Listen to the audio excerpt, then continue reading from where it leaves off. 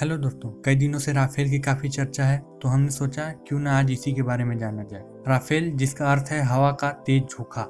आज इस वीडियो में हम 6 महत्वपूर्ण बिंदुओं पर बात करेंगे। इसमें पहला है राफेल का इतिहास, दूसरा है राफेल के कितने प्रकार हैं, तीसरा है राफेल की क्या क्या खूबियां हैं, चौथा है किन किन देशों के पास राफेल है, और पांचवा है भारत और राफेल, और छठवां है कौन सी मिसाइलें इस राफेल में लगी हुई। इन सब में सबसे पहले हम राफेल का इतिहास जानें। राफेल के इतिहास को हमें फ्रांस से देखना होगा। फ्रांस सरकार ने अपने सेना को मजबूत करने के लिए 1986 में अपने पुराने फाइटर प्लेन को बदलने का फैसला लिया।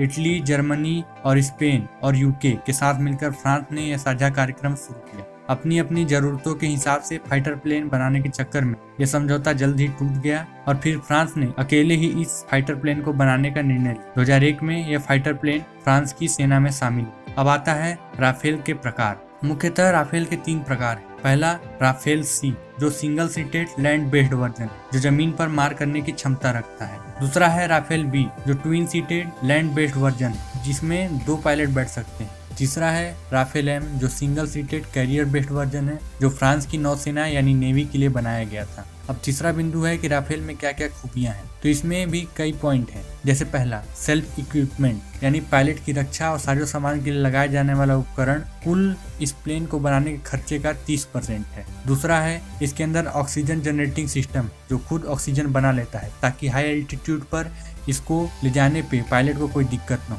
इसमें RBE-2A active electronically scanned array लगाया गया है, जो एक बहुत ही अच्छा रेडार है। चौथा, इसमें वाइड रेंज होलोग्राफिक डिस्प्ले है। पांचवा, इसमें ऑटो पायलट मोड भी है और इसमें ऐसी टेक्निक भी है जो पायलट को परिस्थिति के हिसाब से गलत फैसले लेने से रोकती है। छठवां, इसमें डायरेक्ट वॉइस इनपुट सिस्टम है जो प्लेन को वॉइस कमांड से कंट्रोल करने में मदद करता है। सातवां, इसमें पायलट के लिए ऐसा सूट है जो ग्रेविटी को खुद ब खुद एडजस्ट कर लेता है। आठवां और सबसे इम्पोर्टेंट, यह फाइटर प्लेन रडार से बच सकता है। इसके लिए इसमें कुछ खास बदलाव किए गए हैं, जिसमें पहला है विमान के पीछे की टेल फिन को छोटा रखा गया है। दूसरा है एस शेप का हवा जाने के लिए जगह फाइटर प्लेन के पंखों के नीचे बनाया गया है, जो रडार से बचने में इसकी मदद करता है। तीसरा है यह विमान कंपोजिट मटेरियल से मिलकर बना है। कंपोजिट मटेरियल कार्बन और कई धातुओं से मिलकर बनना एक मटेरियल है जो प्लेन को हाई टेम्परेचर और रडार आदि से बचने में मदद करता है। इसके अलावा भी कई बदलाव हैं जो नॉर्मल फाइटर प्लेन में नहीं मिलते, जैसे इसकी पंख दांतेदार बनाई गई है और यह